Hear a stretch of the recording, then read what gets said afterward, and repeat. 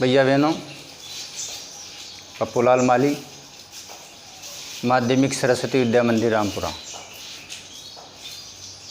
आज हम हिंदी व्याकरण में संज्ञा के बारे में जानकारी करेंगे। संज्ञा की सर्वप्रथम परिभाषा। संज्ञा किसी व्यक्ति, वस्तु, स्थान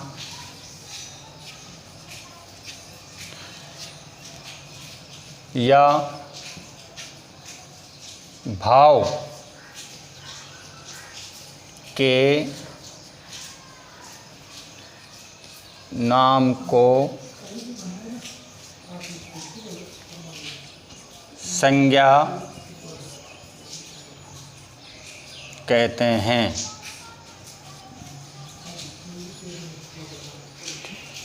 संज्ञा 3 प्रकार की होती है। संज्ञा के प्रकार, पहली होती है जातिवाचक, दूसरी होती है व्यक्तिवाचक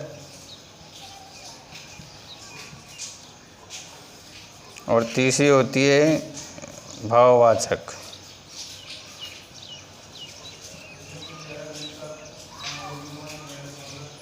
तीन प्रकार की संज्ञा होती है,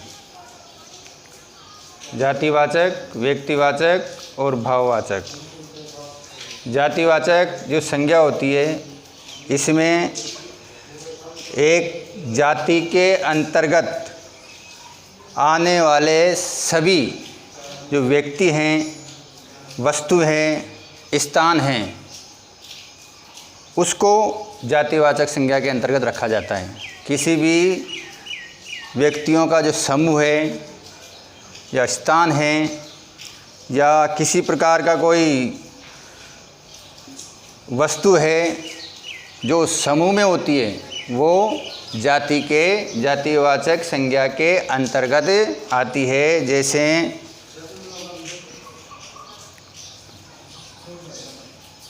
गाय, जैसे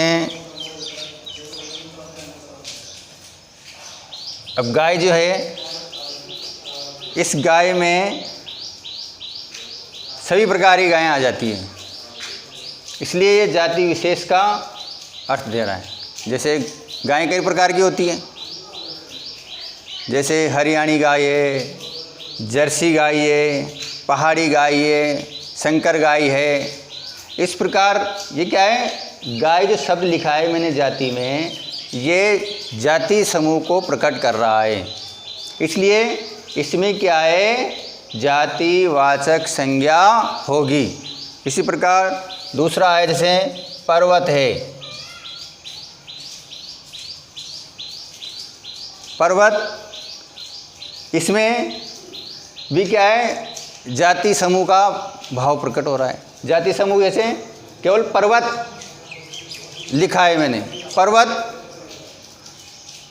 कई हैं, जैसे अरावली है, हिमालय है, विंध्याचल है, सतपुड़ा है, ये सारे, लेकिन यहाँ पर केवल पर्वत आया है।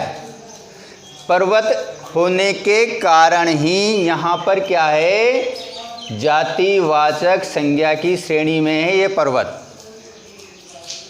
उसी प्रकार नदी है,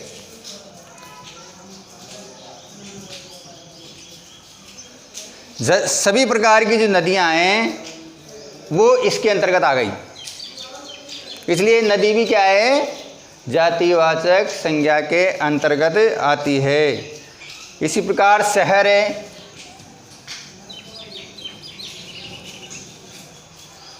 सभी प्रकार के शहर वो जातिवाचक संज्ञा के अंतर्गत आते हैं, इसलिए ये जातिवाचक संज्ञा होगी। जैसे गाय है, जैसे पर्वत है, जैसे नदी है, जैसे शहर है, इन सब में जातिवाचक संज्ञा होती है, क्योंकि ये समूह विशेष को, जाति विशेष को प्रकट कर रहे हैं। उसी प्रकार दूसरी जो संज्ञा आती है वो आती है हमारे व्यक्तिवाचक संज्ञा। व्यक्तिवाचक संज्ञा वो होती है जो किसी विशेष वस्तु, व्यक्ति या स्थान के नामों का बोध कराती है। कोई भी विशेष वस्तु है, कोई स्थान है, कोई व्यक्ति है, उसके नाम को जो बोध कराने वाले है वो क्या कहलाएगी? वो कहलाएगी व्यक्तिवाचक संज्ञा। जैसे इसमें आता है हमारे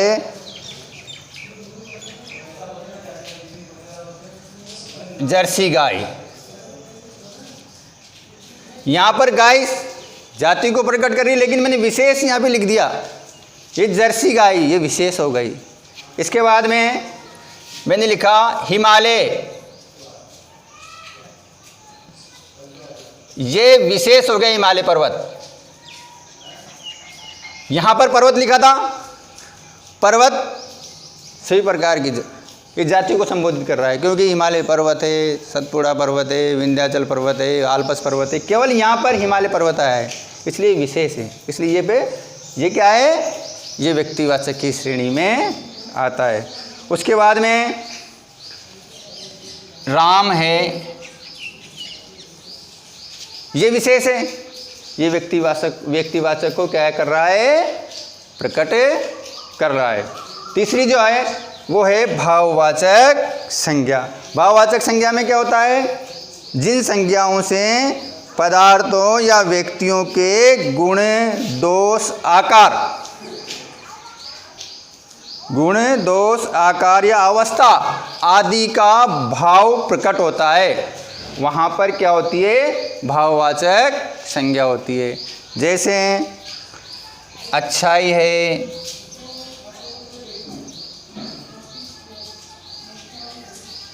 अच्छेपन का भाव नज़र आ रहा है इसमें। कौन सा भाव प्रकट हुआ? अच्छा। इसके बाद में जैसे बुराई है,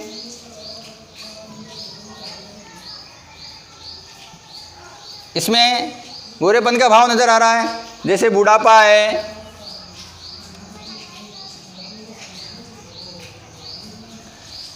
व्यक्ति के बूढ़े होने का भाव इसमें नज़र आ रहा है, इसलिए बुढ़ापा भी क्या है? भाववाचक संज्ञा के अंतर्गत है। इसके बाद में बचपन,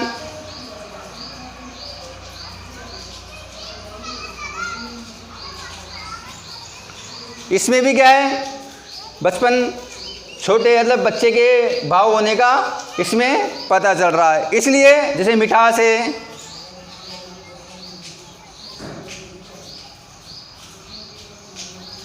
ये जो सारे शब्द हैं इसमें कुछ ना कुछ, किसी न किसी प्रकार का कोई भी भाव यहाँ पर प्रकट हो रहा है, इसलिए ये क्या है?